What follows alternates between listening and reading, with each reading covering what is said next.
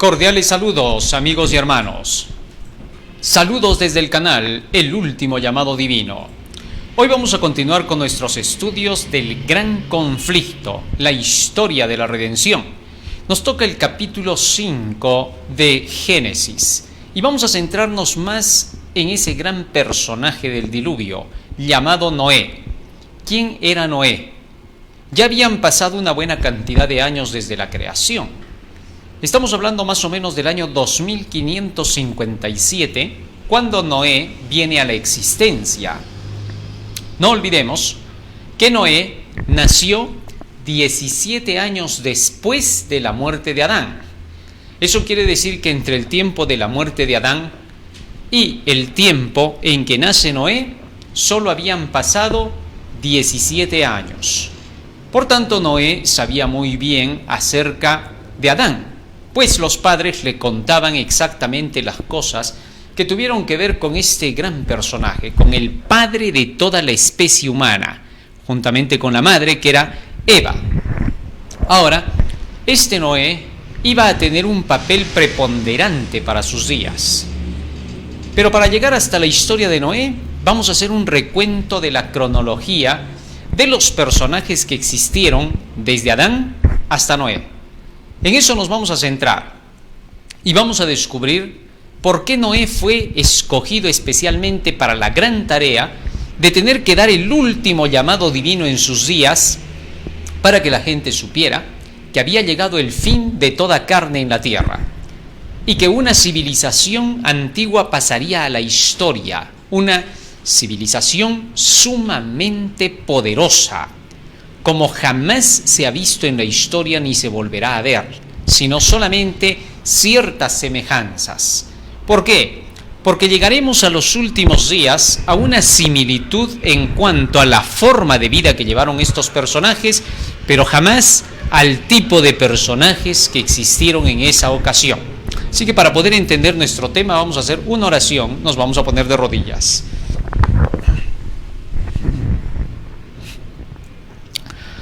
Bondadoso Padre que moras en los cielos, estamos agradecidos a ti porque nos das la vida y la salud. Y te rogamos, Padre Santo, que tu presencia esté con nosotros para entender el mensaje para el día de hoy, porque te lo rogamos en el nombre de Jesús. Amén. Amén, Señor. Amén.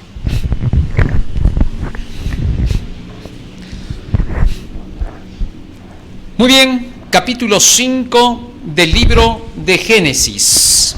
Nos dice la Escritura en relación a esta historia que parte desde los días de Adán. Lo bueno de la Biblia es que cada vez que avanza un poco en la historia, nos va dando la cronología. ¿Para qué? Para que podamos nosotros constatar por medio de la historia universal los hechos que ocurrieron durante la época de la historia de nuestro mundo. En esta ocasión vamos a ver cómo fue la genealogía de la descendencia de Adán. ¿Quiénes son sus descendientes? Capítulo 5 del libro de Génesis. Mientras nuestro hermano pone, vamos leyendo ahí el versículo 1, dice: Este es el libro de las generaciones de Adán. El día que creó Dios al hombre, a semejanza de Dios lo hizo. Varón y hembra los creó y los bendijo y llamó el nombre de ellos Adán. Ya explicamos esto, por qué los dos se llamaban Adán, porque la palabra Adán significa hecho de tierra roja. Tal es así que Adán y Eva fueron hechos de la misma tierra, y por eso los dos se llaman Adán, hechos de tierra roja. Sigue diciendo más. Versículo 3. Versículo 3. Y vivió Adán 130 años, y engendró un hijo a su semejanza conforme a su imagen, y lo llamó su nombre Set. Así que entonces Adán, cuando tenía 130 años, engendró a su hijo Set. Habían pasado 130 años desde la creación. Por la suma de las edades de estos personajes, comprendemos que la creación se desarrolló, se llevó a cabo en el año 4004 antes de Cristo. Esta es la cronología bíblica, en el año 4004 a.C., según los estudios que se han hecho por las edades de estos personajes. Y Dios acabó la creación en un día sábado. ¿Por qué? Porque después de los 6 días el Señor dijo que creó el 7º día, que era el día sábado, y lo bendijo y lo santificó. Así que entonces la creación termina un día sábado, y de allí en adelante se cuenta la vida de Adán. Y pasaron entonces desde el año 4004, 130 años después, y nació Set. Así que vamos viendo nuestra cronología para poder comprender precisamente cómo sucedieron estas cosas. Estamos entonces hablando allí ya del primer personaje con fecha de tiempo, con fecha de edad.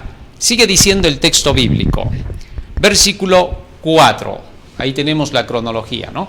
Vamos al texto bíblico, versículo 4 dice: y fueron los días de Adán después que engendró a Set 800 años y engendró hijos e hijas. O sea que entonces Adán no solo había engendrado a Caín, Abel y Set, sino que engendró muchos hijos y muchas hijas. Pero solo se hace mención de estos 3 personajes porque desarrollaron algún evento que llamó la atención en la historia de sus vidas y que Dios vio a bien tener que poner esos eventos para dar ilustraciones a sus hijos. Nunca olvidemos esto. Cada una de las historias de la Biblia, de los personajes que nosotros leemos, hicieron muchas cosas dentro de su vida, tanto positivas como negativas, pero Dios seleccionó solo de parte de algunas cosas que hicieron estos en su vida para que cuadre todo con el plan de la redención, para que sean momentos extraordinarios de estas personas donde Dios actuó para que se note cómo los conducía, ¿correcto? Así que entonces hay mucho para poder hablar de las historias de estos personajes. Si tuviéramos que hacer la historia completa de cada uno de ellos, no alcanzarían los libros en la tierra, ¿correcto? Muy bien. Sigue diciendo el texto, versículo 6. Vivió Set 105 años y engendró a Enós. Enós era hijo de Set. Prácticamente Enós era nieto de Adán. Sigue diciendo más, verso 7. Y vivió Set, después que engendró a Enós, 807 años y engendró hijos e hijas. Lo maravilloso de estas épocas es que la vida de las personas no se contaba por años, sino por siglo. Estos hombres vivían 8 siglos, 9 siglos, en el caso de Adán vivió 930 años, ¿eh? O sea, estamos hablando de casi un milenio. Es que estos, en ese tiempo, habían comido recién del árbol de la vida. Estamos hablando de Adán y de Eva. Y por esa razón es que ellos llegaron a vivir tantísimo tiempo, porque recién fueron expulsados del Edén de haber comido el árbol de la vida. Pero una vez que ellos pecaron, Dios les suspendió el árbol de la vida. Si ellos hubieran seguido comiendo, hubieran seguido viviendo. Porque aunque Dios es el que da la vida, Dios había puesto en ese fruto la capacidad de dar vida al que lo comía. Por eso ese fruto daba la inmortalidad y tuvo que ser retirado de la tierra porque sí producía la inmortalidad en la persona. Dios mismo había declarado en el capítulo 3 de Génesis: no vaya a ser que el hombre ahora extienda su mano al árbol de la vida y viva para siempre. Así que entonces sí habían propiedades especiales en ese árbol. Aunque, repito, al final ese árbol solo tenía la capacidad de dar vida porque Dios puso la vida a través de ese árbol. Muy bien. Aunque esto era así, estos personajes, al dejar de comer del árbol de la vida, ya no vivirían más para siempre. Ya explicamos que desde el día en que pecaron, ellos comenzaron ¿a qué? A morir. ¿Por qué? Porque cada día que pasaba ya no era un día más en la tierra, sino que ¿qué cosa era? Un día menos en la tierra. debido a que ahora comenzó a retroceder todo. Ahora retrocedía la vida del hombre. Ya no era un avance. Ahora se contaba cuánto tiempo aguantaría en medio de este mundo. El pecado en ese tiempo no estaba tan arraigado como en nuestros días y como en los días del diluvio, sino que Adán y Eva, habiendo estado arrepentidos de su pecado que cometieron, procuraron conducir a sus hijos por la senda de la justicia. Pero no había que olvidar que estos descendientes eran seres libres y por lo tanto ellos decidían sus vidas como ellos querían. Aunque Adán y Eva procuraban conducir, no siempre su conducción fue bien recibida por sus hijos. Uno de los más rebeldes fue Caín.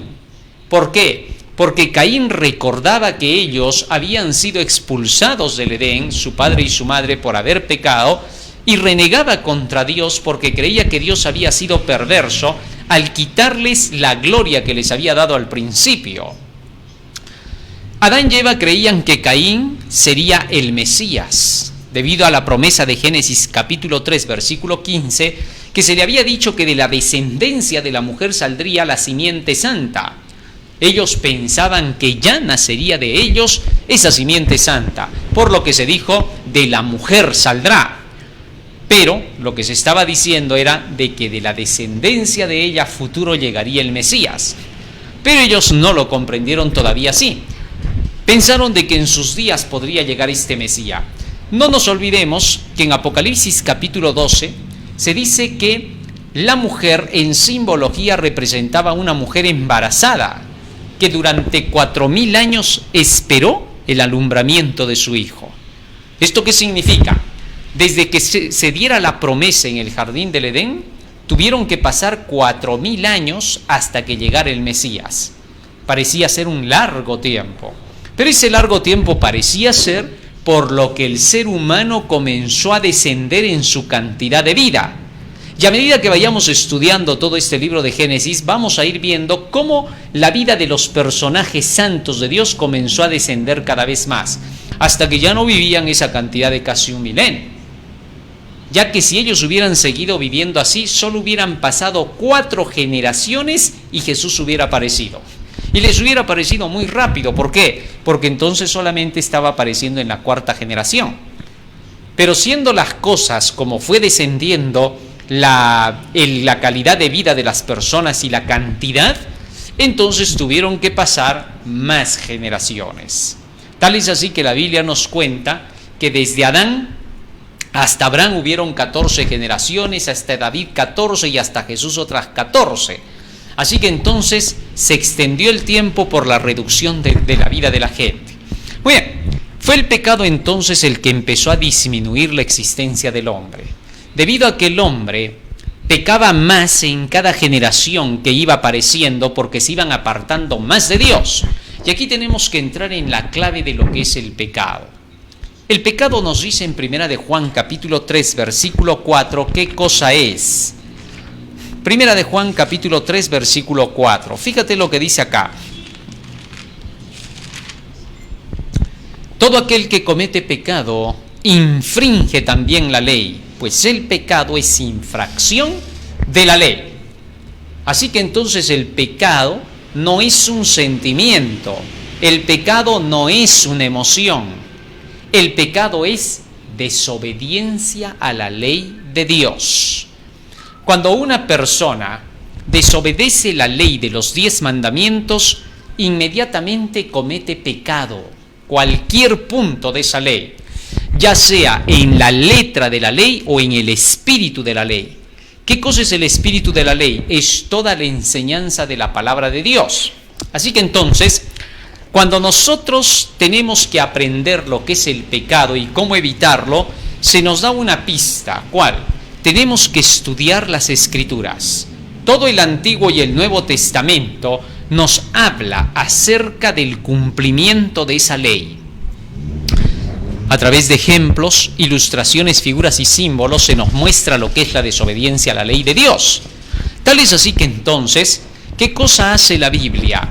Nos muestra como un espejo la condición para que sepamos cuándo estamos transgrediendo la ley. ¿Qué cosa significa transgredir la ley?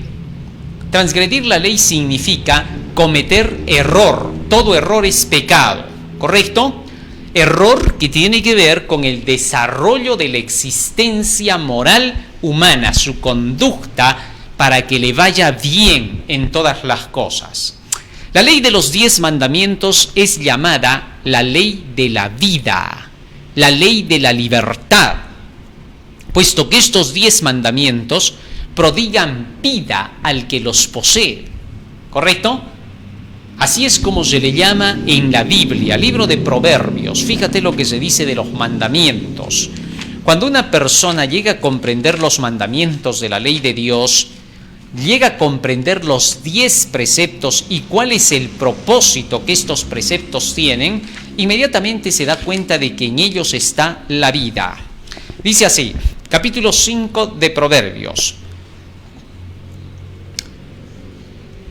Versículo 1. Hijo mío, está atento a mi sabiduría, y a mi inteligencia inclina tu oído, para que guardes consejo y tus labios conserven la ciencia. Punto número 1. El Señor nos llama a conocer todo lo que Él nos da salido de su mente, su conocimiento, su sabiduría. ¿Por qué? Vamos a ver. Capítulo 2, verso 1. Dice así: Hijo mío, si recibieres mis palabras y mis mandamientos guardares dentro de ti, haciendo estar atento tu oído a la sabiduría, si inclinares tu corazón a la prudencia, si clamares a la inteligencia y a la prudencia dieres tu voz, si como a la plata la buscares y la escudriñares como a tesoros, entonces entenderás el temor de Jehová y hallarás el conocimiento de Dios. Porque Jehová da la sabiduría, de su boca viene el conocimiento y la inteligencia. Él provee de sana sabiduría a los rectos, es escudo a los que caminan rectamente. Él es el que guarda las veredas del juicio y preserva el camino de sus santos. Entonces entenderás equidad y justicia y juicio y todo buen camino, cuando la sabiduría entre en tu corazón y la ciencia fuere grata a tu alma. La discreción te guardará, te preservará la inteligencia para librarte del mal camino de los hombres que hablan perversidades, que dejan los caminos derechos para andar por sendas tenebrosas, que se alegran haciendo el mal, que se alegran en las perversidades del vicio, cuyas veredas son torcidas y torcidos sus caminos. Fíjate lo que dice aquí ahora el gran sabio Salomón: la seguridad de la vida para que te vaya bien, con sabiduría, con inteligencia, para que no caigas en los caminos del mal y del error, es la santa ley de Dios. Los 10 mandamientos entonces no son cualquier cosa, son las leyes de la vida. En esas leyes nosotros encontramos las condiciones para obtener la vida eterna. Libro de San Lucas, capítulo 10, versículo 25 y 26. Fíjate lo que dice allí el Señor Jesús. San Lucas, capítulo 10, versículo 25 y 26. Nos dice la Escritura. San Lucas 10, 25 y 26. Ya que un intérprete de la ley se levantó y le dijo para probarle: Maestro, ¿haciendo qué cosa heredaré la vida eterna? Y él le dijo: ¿qué está escrito en la ley? ¿Cómo lees? Jesús remitió a este intérprete de la ley de Dios a la vida eterna para encontrarla en la santa ley de Dios. Cuando éste preguntó: ¿qué tengo que hacer para obtener la vida eterna?, la respuesta no se dejó esperar. ¿Qué está escrito en la ley? ¿Cómo lees? Porque las palabras de la ley son las palabras de la vida eterna. San Juan capítulo 12 nos dice el mismo Señor Jesucristo, hablando de los mandamientos de la ley de Dios, de todo mandamiento de su Padre. Versículo 50. Y sé que su mandamiento es vida eterna. Así pues que lo que yo hablo, como el Padre me lo ha dicho, así hablo. Jesús entonces deja en claro que los mandamientos de Dios son el camino de la vida eterna. Los que caminan en esos mandamientos llegan a alcanzar la vida eterna. Y aquellos que venían descendiendo de Adán debían aprender de Adán esos mandamientos de la ley de Dios. Y en efecto, desde Adán hasta Moisés, esos mandamientos de la ley de Dios ya eran conocidos y eran los que prodigaban la vida. Nos dice el libro de Génesis, capítulo 26, versículo 5. ¿Cómo fue que estos mandamientos le sirvieron al gran padre de la fe, llamado así, a Abraham? Génesis capítulo 26, versículo 5. Fíjate lo que dice allí. Por cuanto oyó Abraham mi voz y guardó mi precepto, mis mandamientos, mis estatutos y mis leyes. Así que entonces Abraham ya conocía los mandamientos y leyes de Dios. Esas leyes y mandamientos eran vida para él. Tal es así que Abraham existió muchos años antes de Moisés. Todavía tendrían que pasar 4 generaciones para que llegara Moisés, y sin embargo la ley de Dios ya era conocida por este patriarca. Muy bien, teniendo eso en cuenta, las leyes de Dios entonces eran la base de la vida y siguen siendo la base de la vida eterna. Toda persona que quiere entrar por los portales de gloria tendrá que aprender a obedecer los mandamientos de la ley de Dios. Esa es la condición. Apocalipsis 22:14 dice: bienaventurados los que guardan sus mandamientos, para que su potencia sea en el árbol de la vida y que entren por las puertas de la santa ciudad. Ahora bien, esta ley ha regido todas las conciencias y los espíritus del Antiguo Testamento. Muchos declaran que en el Nuevo Testamento esa ley quedó caduca, pero eso no es verdad. Cuando vamos a San Mateo capítulo 5, encontramos a Jesús hablando acerca de la ley lo siguiente. San Mateo capítulo 5, versículo 17 y 18. Dice así la Escritura. San Mateo 5, 17 y 18. No penséis que he venido para abrogar la ley o los profetas. No he venido para abrogar, sino para cumplir. Porque de cierto os digo, que hasta que pasen el cielo y la tierra, ni una jota ni una tilde pasará de la ley hasta que todo se haya cumplido. Así que nuestro Señor Jesucristo declara que la ley de Dios permanece perpetuamente y para siempre.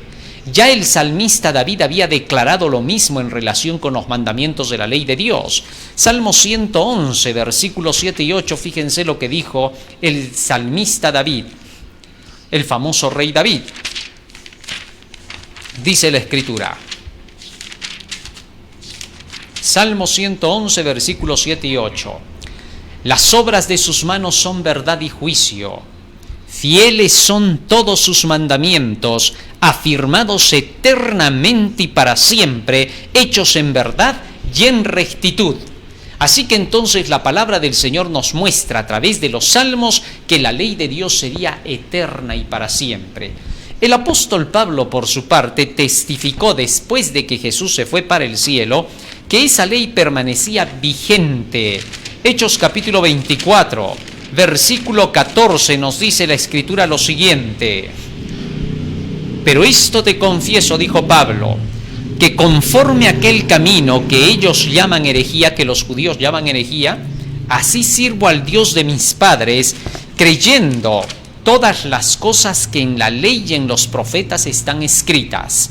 Así que entonces Pablo también hablaba acerca de la ley y creía firmemente que esa ley permanecía perpetua. Primera de Corintios capítulo 7, verso 19, el apóstol Pablo dice que la única condición para salvarse es la obediencia a la ley de Dios. Fíjate lo que dice acá. Primera de Corintios 7, 19.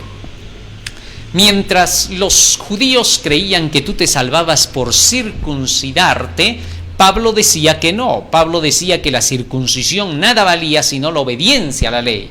Fíjate lo que dice acá. La circuncisión nada es, y la incircuncisión nada es, sino el guardar los mandamientos de Dios. Interesante. Mientras los otros decían que circuncidarse salvaba, Pablo decía no salva eso. Lo que salva es la obediencia a los mandamientos de Dios. Fíjate lo que dice en el libro de Hechos capítulo 15. Hechos capítulo 15, versículo 1, escúchalo bien. Entonces algunos que venían de Judea enseñaban a los hermanos si no os circuncidáis conforme al rito de Moisés, no podéis ser salvos. ¿Qué decían? Ellos creían que el rito de Moisés de la circuncisión salvaba a la persona. Así que si tú eras circuncidado, para ellos tú ya estabas salvado. Ellos decían, por la circuncisión somos salvos por medio de la fe. Tal es así que para ellos esa circuncisión era su salvación. Así vivieran como les diera su gana, eran hijos de Abraham por la circuncisión, y por lo tanto entonces ellos se creían salvados. Nadie está salvo, aún no. Cristo dijo en San Mateo 24:13, el que persevere hasta el fin, ese será salvo. Sé fiel hasta, como dice, la muerte, yo te daré la corona de la vida. Así que entonces, estos creían que la circuncisión los salvaba, y Pablo demostró que la salvación era la obediencia a los mandamientos de Dios. Pero bien, cuando llegamos nosotros hasta el Apocalipsis, encontramos que el último grupo de Dios, Apocalipsis 12:17, se caracterizará por un grupo llamado los santos que guardan los mandamientos de Dios. Entonces el dragón se llenó de ira contra la mujer y se fue a hacer guerra contra el resto de la descendencia de ella, los que guardan los mandamientos de Dios y tienen el testimonio de Jesucristo. Así que entonces la descendencia final de esta mujer, el último pueblo del Señor, los que van a quedar esperando la segunda venida de Cristo, tendrán con la característica de guardar los mandamientos de Dios y el testimonio de Jesucristo, que es la creencia en los profetas, en las profecías, desde el Génesis hasta el Apocalipsis, o cualquier profeta que aparezca en el nombre del Señor y que sea testificado por la palabra de Dios. Muy bien, ahora teniendo eso en cuenta, regresamos nuevamente hasta el libro de Génesis y continuamos con esta genealogía que guardaba la ley de Dios, que creía en los preceptos y mandamientos divinos, por lo cual todo esto hacían para regresar a la vida eterna. Esa era la condición. Y Dios les estaba enseñando cómo conducirse para poder cumplir esa ley. Recordemos que el hombre ya había pecado. Y como ya había pecado, entonces los descendientes ya cargaban la mortalidad. Ahora había que revertir ese proceso, haciendo que los hombres pudieran obedecer otra vez la ley, al igual que lo hacía Adán, para poder restaurarse hacia la inmortalidad y la vida eterna. Interesante. O sea, la condición para poder obtener la vida eterna es otra vez regresar a nuestros orígenes, a aquello que Dios estableció en el jardín del Edén. ¿Qué cosa? La obediencia a todos los preceptos divinos. Fue la desobediencia la que sacó a Adán de la vida eterna y del jardín del Edén. Es la obediencia la que volverá a los hombres a la vida eterna, al jardín del Edén. Interesante. Toda la Biblia nos es dada para que podamos regresar a esa obediencia. Ahí están las formas de poderlo hacer. El Señor estableció un sistema de sacrificios en el pasado para que de una forma simbólica se comprendiera que el Mesías vendría en el futuro a morir en la cruz del Calvario para el perdón de los errores mientras intentaban obedecer la ley. Así que entonces esa muerte sustituta era para cubrir los errores que el hombre tenía mientras obedecía la ley. Desde que Adán pecó, el hombre ya no podía obedecer la ley perfectamente. Ahora llevaba el estigma del pecado. Y entonces en sus esfuerzos por obedecer la ley cometía errores. Para esos errores estaba la sangre del sustituto, la vida del sustituto, a fin de que ¿qué? De que el hombre pudiera nuevamente estar en armonía con el cielo, haciendo el máximo esfuerzo de su parte para cumplir la ley, y Jesucristo con su sacrificio completando lo que le faltaba al hombre hasta que pueda cumplir con perfección.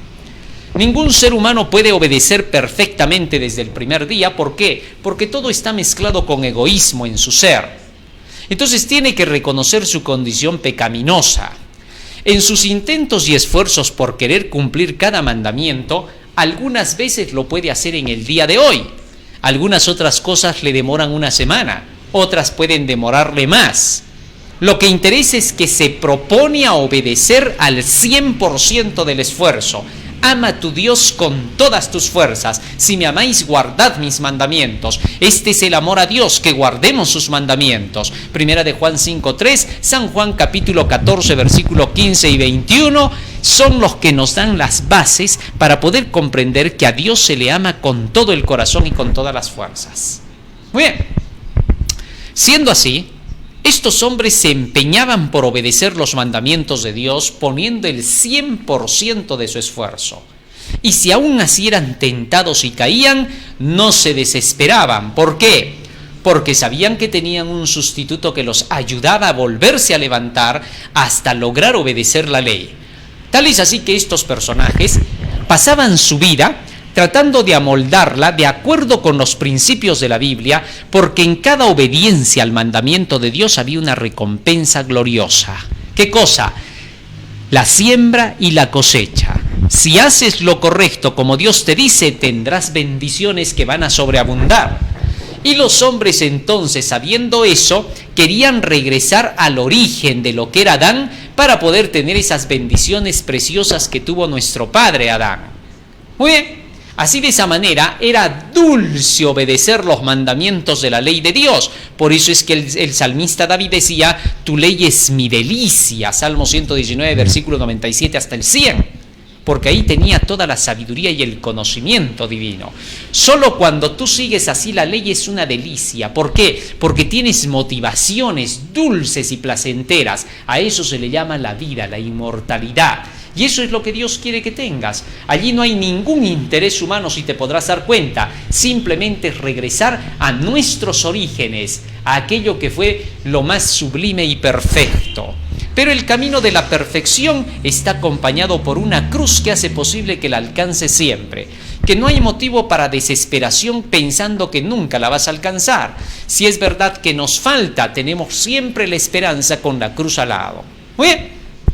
Ahora, teniendo eso en cuenta, estos personajes, basados en ese pacto hecho con Dios hermoso, de poder obedecer esa ley y que al final todos pudieran cumplirla con tanta ayuda que se daba, entonces los hombres marchaban cerca de Dios.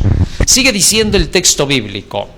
Génesis capítulo 5, versículo 3 y 4. Nos dice así.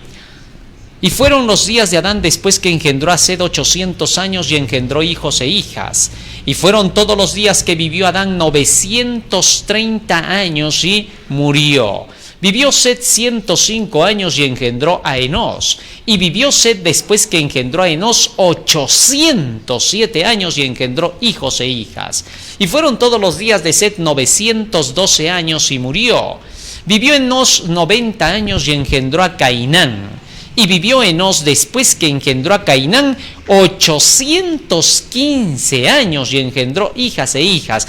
¿Te das cuenta cuánto vivía esta gente? Flavio Josefo, en su libro Las Antigüedades de los Judíos, nos cuenta que hay cantidades, más de 60 escritores de la época pasada, que registraron las cantidades de años que vivía esta gente.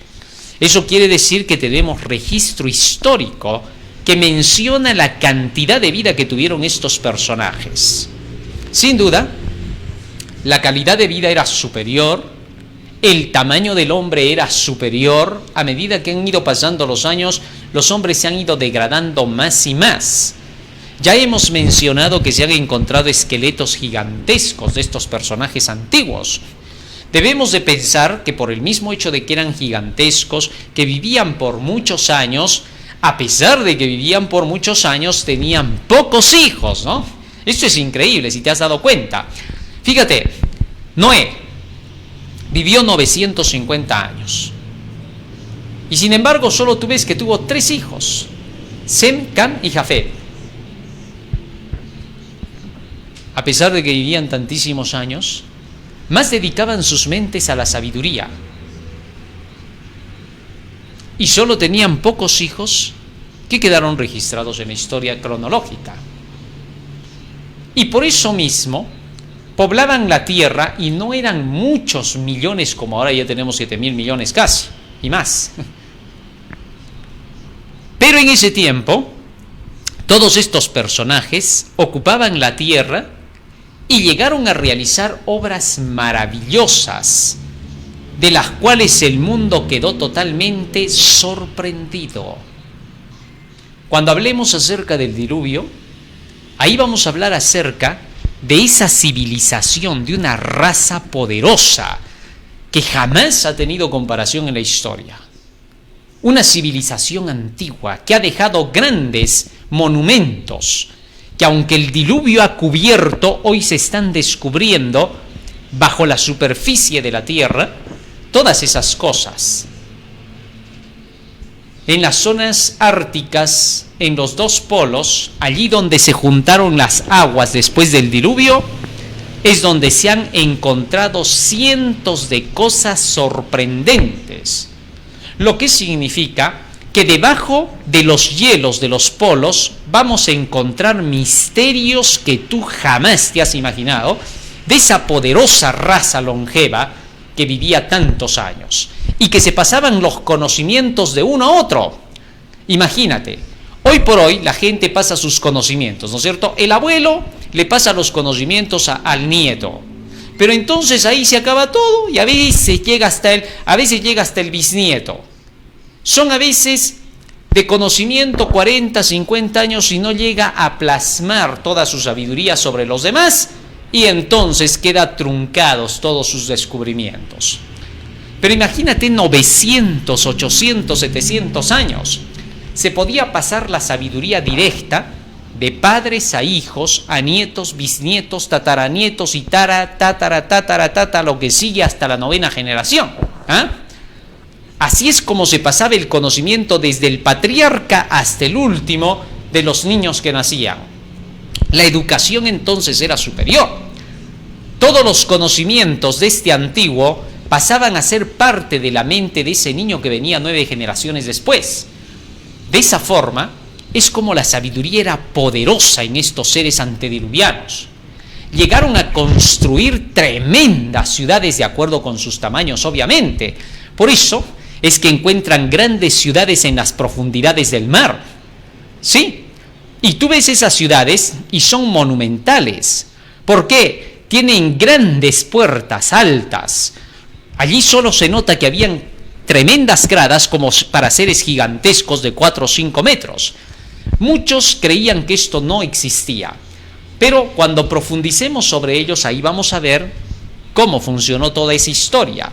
El hecho es que hasta el día de hoy, cuando los seres humanos encuentran esas ciudades, esos restos que están en las profundidades de las aguas, obviamente porque fue tapado por el diluvio, o debajo de los hielos o en las profundidades de la tierra, les sorprende tener que encontrarse con tremendos cráneos y dicen, estos deben de ser seres extraterrestres que estuvieron hace 14.000, 100.000, 200.000, hasta 5.000 millones de años, y todo dicen, ¿no? Que hubieron otras civilizaciones. No, señor, hubo una civilización antes de la nuestra. ¿Cuál? La de los antediluvianos. Y esa civilización era poderosa. No era una civilización donde rascaban piedras para encender el fuego. No te vas a creer pues esas historietas para las cuales ni base hay, ni siquiera se han encontrado ninguna prueba de restos de eso. Entonces, ¿qué pasa? Durante esa época antediluviana, los hombres llegaron a hacer obras que maravillaron al mundo y que hasta el día de hoy todavía quedan registros y que no saben cómo explicar. Grandes aeropuertos que se han encontrado, pistas gigantescas, dibujos gigantescos que solo los puedes ver desde una vista aérea. Hombres que pudieron construir e hicieron todo eso, que llegaron a construir muchas cosas con tremendas piedras gigantescas de acuerdo con su tamaño, que para ellos pues era el tamaño normal como nosotros lo vemos en las construcciones hechas por los seres humanos de hoy. Entonces todo eso ha quedado como registro. Hoy por hoy se han encontrado incluso artefactos sumamente avanzados debajo de la tierra, debajo de los polos, en varios otros lugares. Se han encontrado artefactos atómicos incluso, que parecían una extrañeza para los que lo encontraron. Se han encontrado incluso pinturas, esculturas, hasta de astronautas, y dicen, ¿cómo? ¿Qué? Existieron en ese tiempo y sin embargo están ahí. ¿Por qué? Porque la raza antediluviana había llegado a avanzar tanto en conocimientos, tanto en tecnología, que la empleaban en sus días. El mundo antediluviano era un mundo súper avanzado. Y como era un mundo de gigantes, entonces las ciudades estaban separadas en diversos lugares. Y estaban separadas y organizadas de acuerdo a puras figuras geométricas con medidas perfectas y diseños perfectos en toda la tierra. Increíblemente. Algunos, en sus mitos, cambiaron estas ideas. Como eran hombres que se habían apartado de Dios, mezclaban esas ideas con otras. Tenemos, por ejemplo, el caso de Platón, que le llamaba la Atlántida a ese mundo antiguo. Seguramente que él le habrá dado ese nombre o la conocían con ese nombre a la historia antediluviana. El hecho es que todo eso existió y que era una super raza avanzada, sumamente avanzada. Jesús por eso dijo que en los finales de los tiempos sería como en los días de Noé. Así como fue en los días de Noé, así será cuando venga el Hijo del Hombre. ¿Qué significa eso? Que para la segunda venida de Cristo habrá una tecnología tan avanzada como la de los tiempos de Noé. ¿Qué te parece? Interesante, ¿no? Por eso Jesús dijo, como fue en los días de Noé, San Mateo 24:37, así también será en los días del Hijo del Hombre.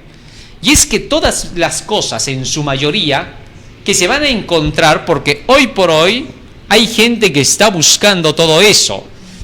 Algunos haciendo creer que esa es tecnología alienígena, le llaman, ¿no? Nada de alienígenas. Los alienígenas son cuentos inventados por los hombres. No hay tal alienígena. El único alienígena es Satanás, que se vino del cielo para la tierra echado con sus ángeles. Y él es el que está buscando precisamente reponer aquello que él mismo enseñó antes del diluvio para llevar a esa raza a la degeneración. Lo mismo hará con esta última civilización de seres humanos. Se repetirá la historia. Tal es así que en esos lugares van a encontrar cantidades de planos, de registros de ese mundo antiguo. Y es en base a eso que se va a sacar una super tecnología, y que ya se está sacando, dicho sea de paso, porque se han encontrado cantidades de esos registros y aún se van a encontrar según la Biblia, porque tenemos que llegar a la experiencia de los días de Noé antes del diluvio en cuanto a sus avances. Así que si vemos cosas que nos parecen sumamente avanzadas, si vemos cosas que incluso nuestra imaginación vuela, debes de saber que todo eso ya existió en esa civilización. Pero ya vamos a profundizar un poco más sobre eso. Sigue diciendo el texto bíblico, versículo 5. Y fueron todos los días que vivió Adán 930 años y murió. Adán estaba muriendo en el año 3074 antes de la era cristiana, ¿correcto? Acuérdate que desde Adán hasta Jesucristo son 4000 años. Así que entonces Adán vivió hasta el 3074 y murió. Sigue diciendo el versículo 6. Versículo 6. Génesis capítulo 5, versículo 6. Dice el texto bíblico. Vivió Set 105 años y engendró a Enós. Y vivió Set después que engendró a Enós 807 años y engendró hijos e hijas. Y fueron todos los días de Set 912 años y murió. Y vivió Enós 90 años y engendró a Cainán. Y vivió Enós después que engendró a Cainán 815 años y engendró hijos e hijas. Y fueron todos los días de Enós 905 años y murió. Vivió Cainán 70 años y engendró a Mahalaleel. Y vivió Cainán después que engendró a Mahalaleel 840 años y engendró hijos e hijas. Y fueron todos los días de Cainán 910 años y murió. Fíjate que todos casi vivían un milenio. Vivió Mahalaleel 65 años y engendró a Jared. Y vivió Mahalaleel después que engendró a Jared 830 años y engendró hijos e hijas. Y fueron todos los hijos de Mahalaleel 895 años y murió. Vivió Jared 162 años y engendró a Enoc. Y vivió Jared después que engendró a Enoc 800 años y engendró hijos e hijas. Tremenda cantidad, ¿no? Y fueron todos los días de Jared 962 años y murió. Vivió Enoc 65 años y engendró a Matusalén. Matusalén, recuerda que es el que más vivió en la historia, más que Adán incluso, ¿no? Matusalén, por eso dicen, a este es más viejo que Matusalén, dicen, ¿no? De ahí viene ese dicho. Sigue diciendo más. Verso 22. Y caminó Enoc con Dios después que engendró a Matusalén 300 años y engendró hijos e hijas. Y fueron todos los días de Enoc 365 años. Y aquí varios dicen, ¿cómo? ¿Enoc vivió solo 365 mientras los otros vivían un milenio casi? No. Fíjate cuánto más vivió Enoc. Dice, verso 24, caminó pues Enoc con Dios y desapareció porque le llevó Dios. Ajá. Enoc fue trasladado vivo al cielo. Él no vio muerte.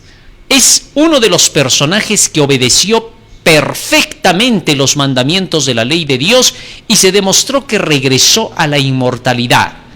Esto Dios lo permitió, por eso dice caminó con Dios Enoc. ¿Qué cosa es caminar con Dios? Entendamos, para que no se diga que esto es un invento. Salmo 119, versículo 32. Fíjate lo que dice allí la Escritura. ¿Qué cosa es caminar con Dios? Dice el texto bíblico: por el camino de tus mandamientos correré cuando ensanches mi corazón. Fíjate lo que dice allí: por el camino de tus mandamientos correré. Caminó con Dios Enoc. Así que entonces Enoc era obediente a los mandamientos de Dios.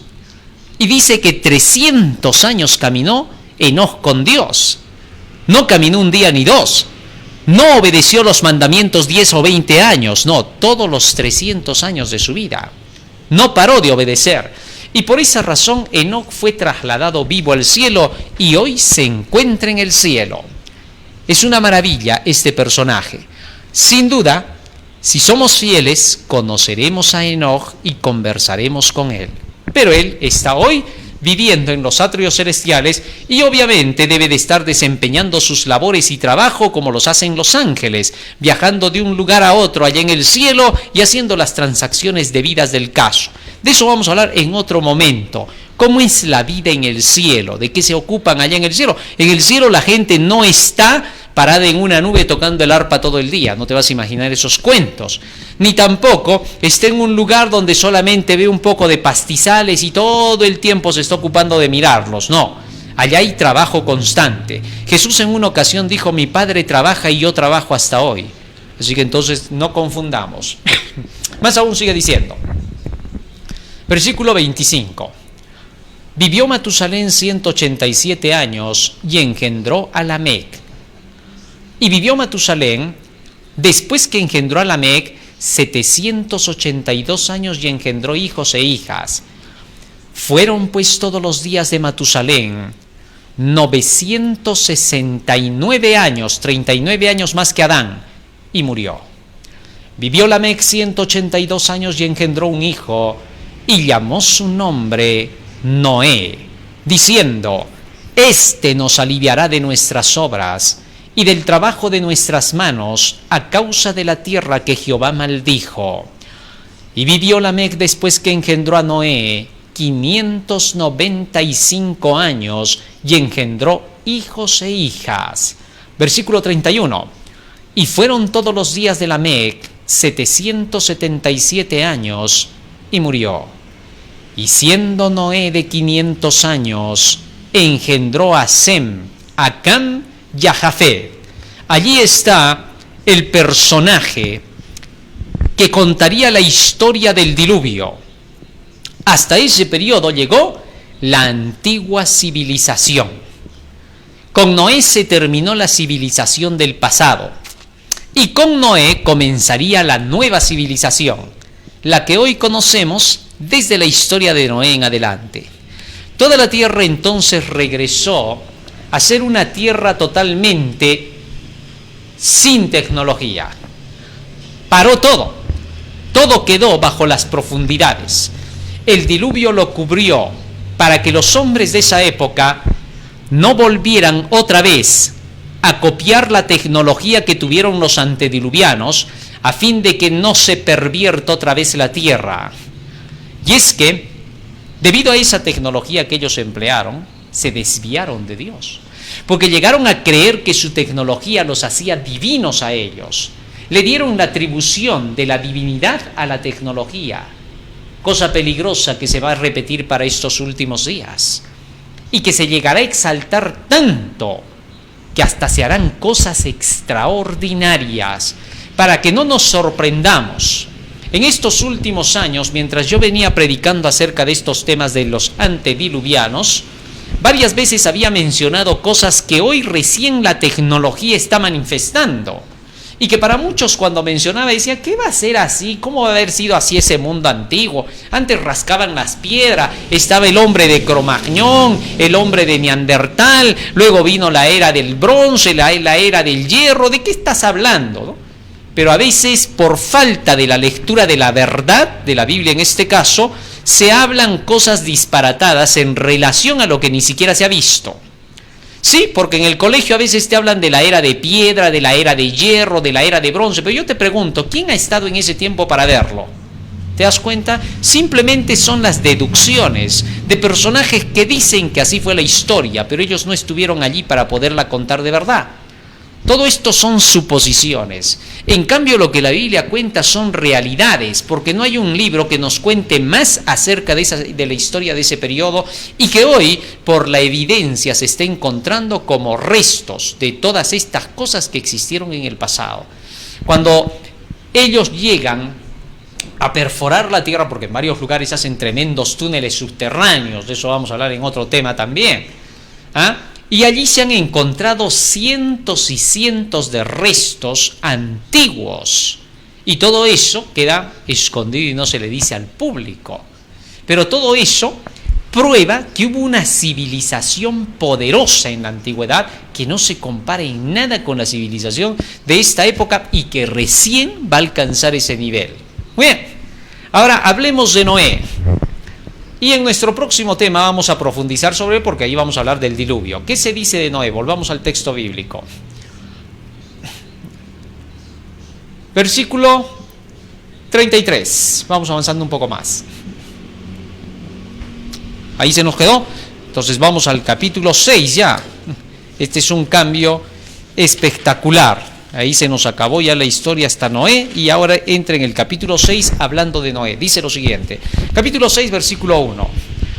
Aconteció que cuando comenzaron los hombres a multiplicarse sobre la faz de la tierra y les nacieron hijas, que viendo los hijos de Dios que las hijas de los hombres eran hermosas, tomaron para sí mujeres escogiendo entre todas. Fíjate lo que dice ahora acá. Dice que los hijos de Dios se mezclaron con las hijas de los hombres que eran hermosísimas. Ya hemos dicho ya que según Génesis capítulo 4, los hijos de Dios son los descendientes de Set, que se llamaron del nombre de Jehová, dice el texto, comenzaron a invocar el nombre de Jehová. Ellos eran los hijos de Dios. San Juan 1:12 nos dice claramente que a todos los que invocan el nombre de Jehová se les dio la potestad de ser llamados hijos de Dios, ¿correcto? Tal es así que entonces los hijos de Dios fueron los descendientes de Set y las hijas de los hombres fueron las hijas descendientes de Caín.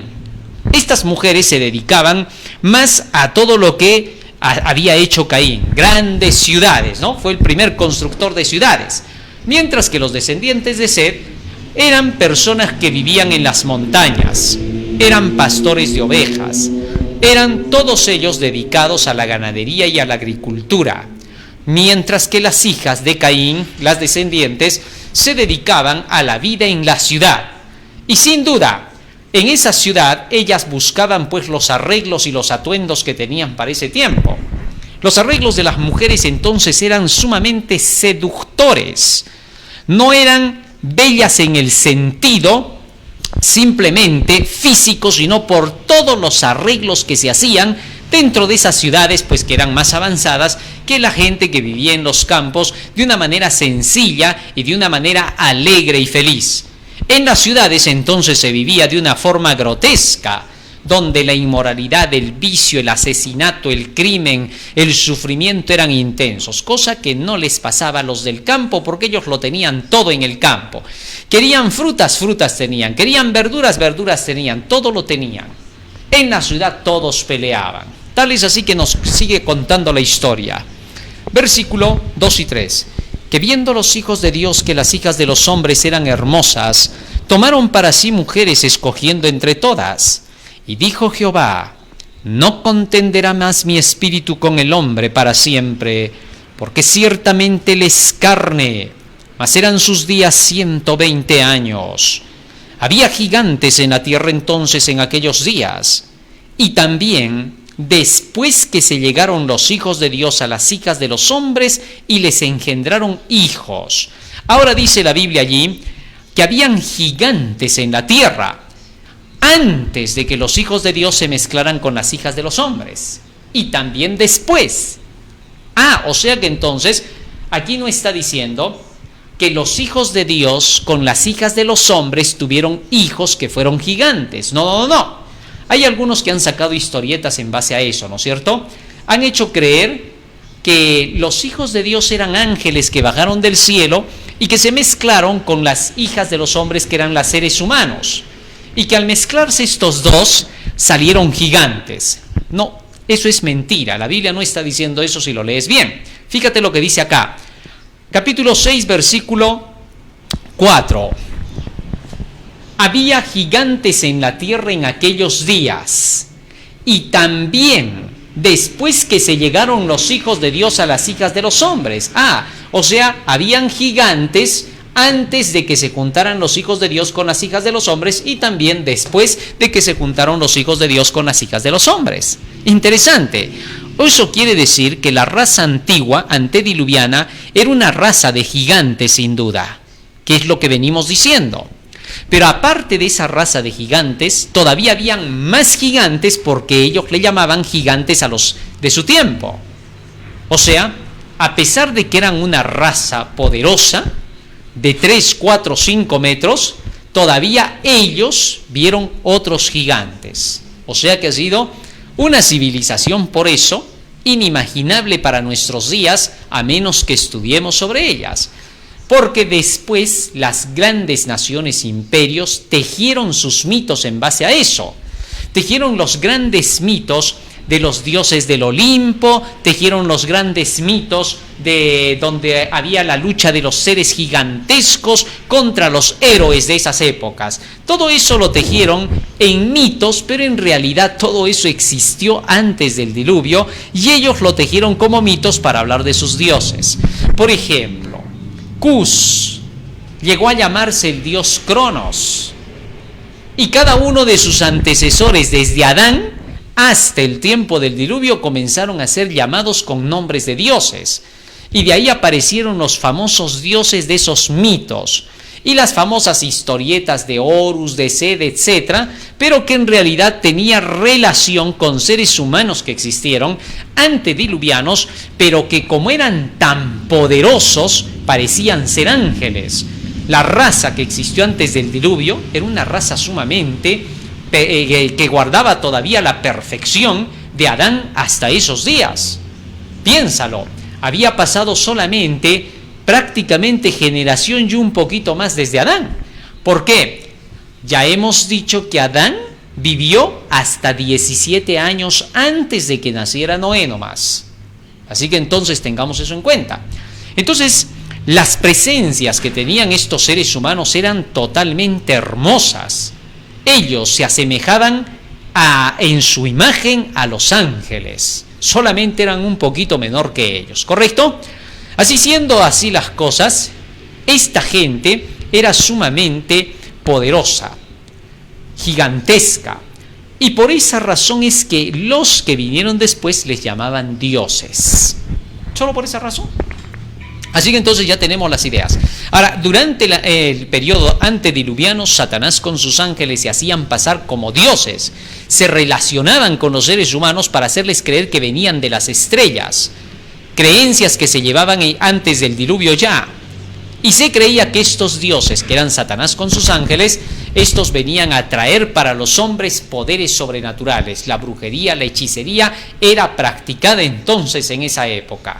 Muy bien, ahora dejemos ese punto ahí y continuemos con lo que dice aquí el texto bíblico. Versículo 5. Y vio Jehová que la maldad de los hombres era mucha en la tierra, y que todo designio de los pensamientos del corazón de ellos era de continuo solamente el mal. Y se arrepintió Jehová de haber hecho hombre en la tierra, y le dolió en su corazón. Y dijo Jehová: raeré de sobre la faz de la tierra a los hombres que he creado, desde el hombre hasta la bestia y hasta el reptil y las aves del cielo, pues me arrepiento de haberlos hecho. Pero Noé halló gracia ante los ojos de Jehová. Fíjate lo que dice ahora acá. Se arrepintió Jehová.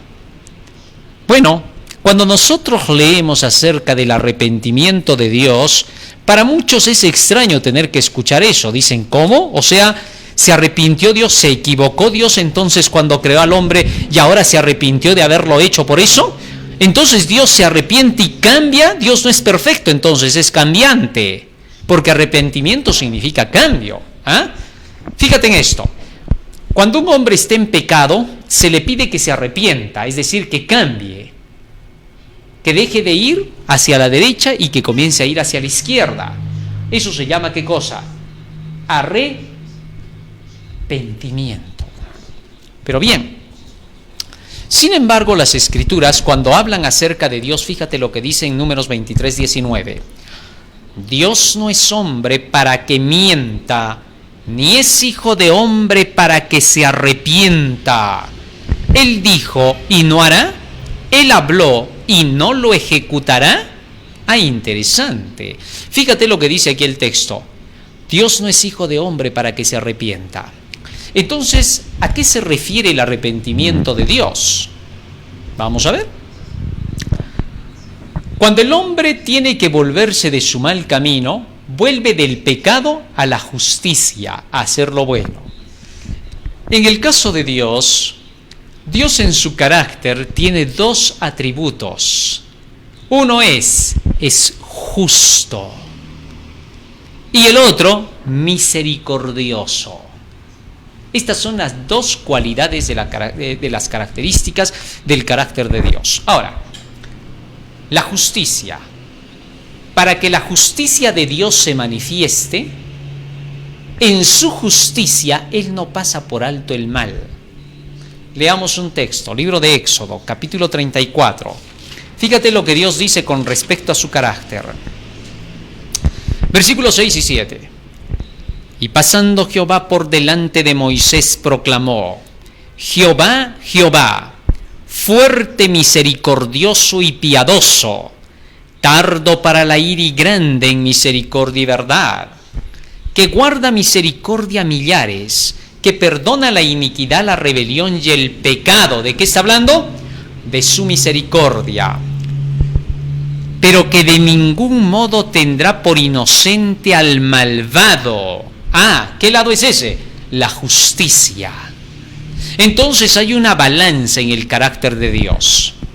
Dios es tan, pero tan misericordioso que es capaz de perdonar todos los pecados al ser humano, todos los peores pecados. Su misericordia es así cuando el hombre se arrepiente, cuando renuncia a su mal camino.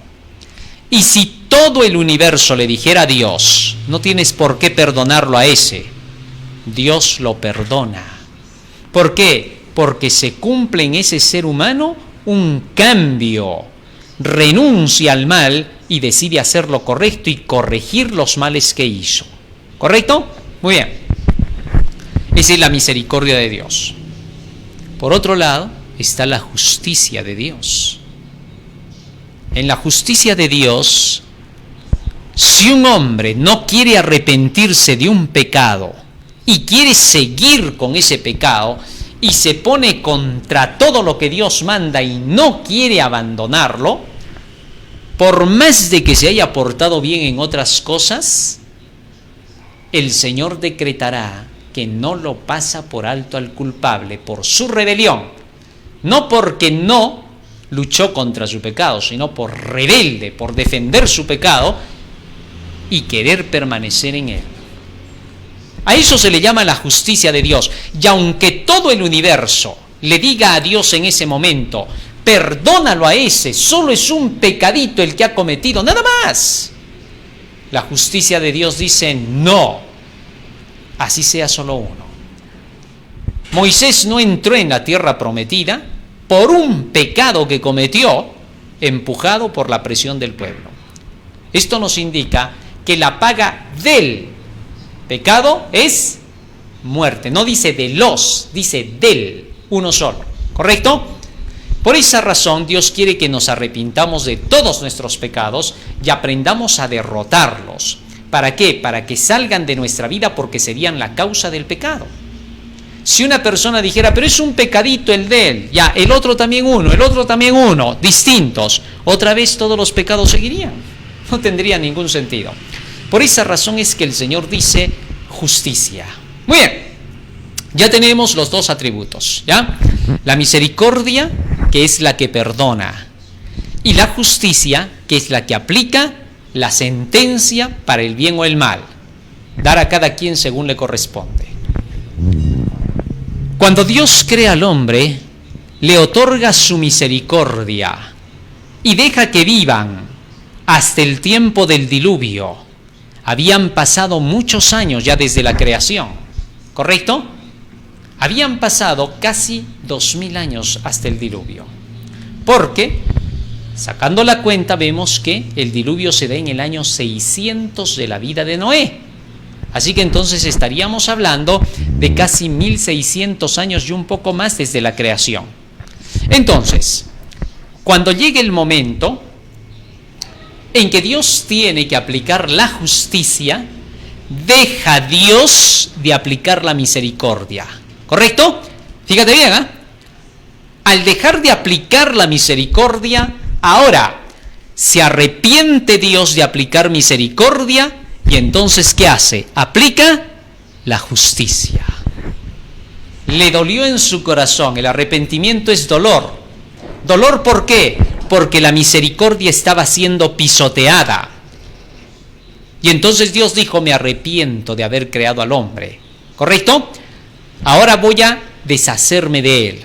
¿Por qué? No porque Dios quería simplemente hacerlo porque ya veía que la gente se había vuelto mala. No. Sino ¿por qué? Sencillo. Porque ahora en su justicia exigía santidad.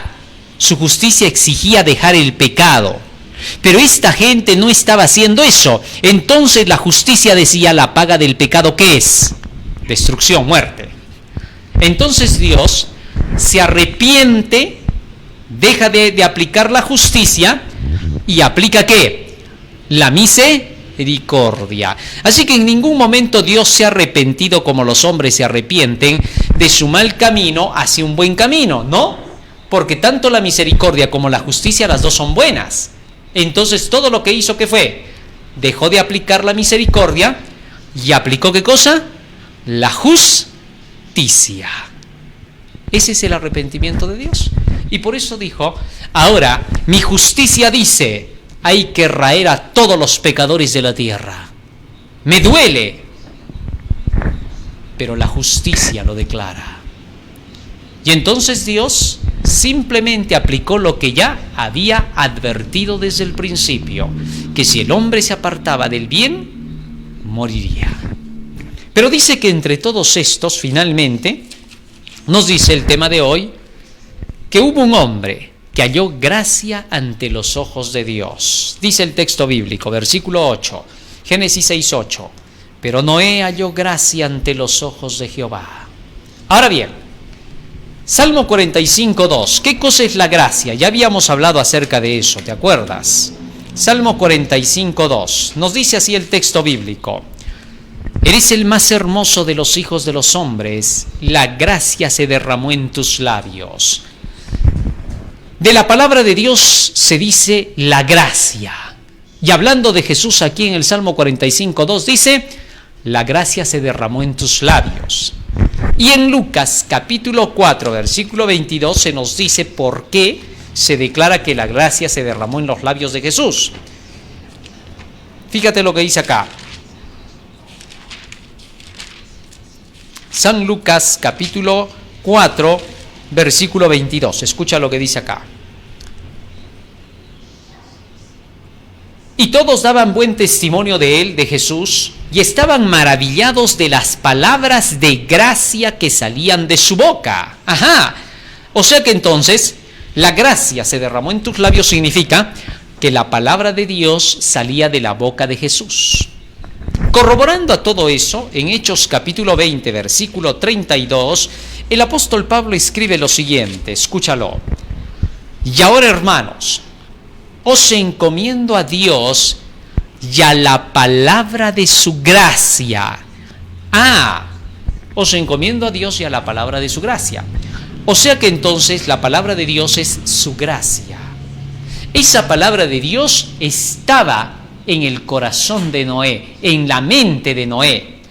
Y Noé vivía de acuerdo con esa palabra. Obedecía entonces los mandamientos de Dios. Y por eso de Noé se dice varón perfecto, justo, recto. Salmo 119:1 dice: bienaventurados los perfectos de camino, los que andan en la ley de Jehová. Entonces, cuando se dice que Noé halló gracia ante los ojos de Dios, ¿qué significa?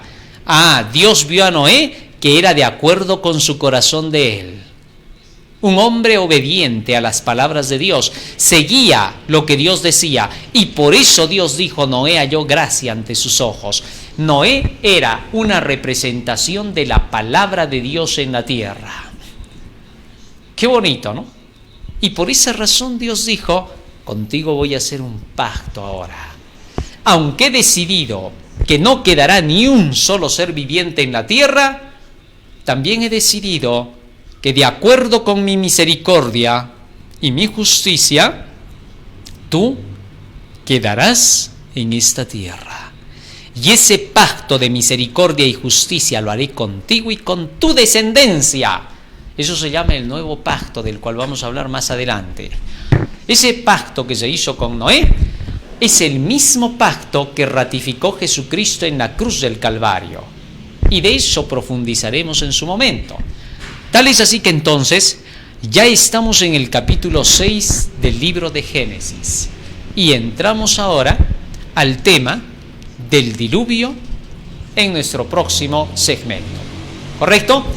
Allí vamos a hablar más acerca de qué ocurrió desde el año 500 de la vida de Noé, siendo claramente que antes del año 500 de la vida de Noé, ya Dios había declarado: no contenderá más mi espíritu con el hombre, serán 120 años los años de su vida.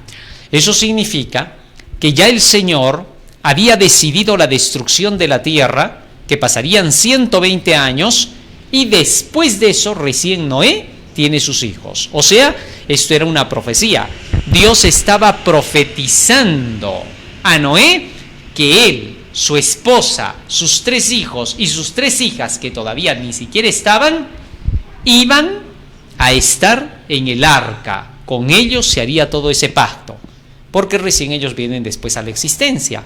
Así que contamos los 120 años desde antes del nacimiento de Sem, Cam y Jafet, 20 años antes. Y en el año 600 de la vida de Noé se cumplen los 120 años para el diluvio. Así que todo está en orden correcto dentro de la palabra de Dios. Muy bien, vamos a decirle al Señor hoy en una oración que nos ayude a poder comprender estas cosas y descubrir la realidad de nuestra vida en el tiempo de hoy y de las cosas que están por acontecer de acuerdo con los pronósticos divinos. Vamos a ponernos de rodillas y vamos a hacer una oración.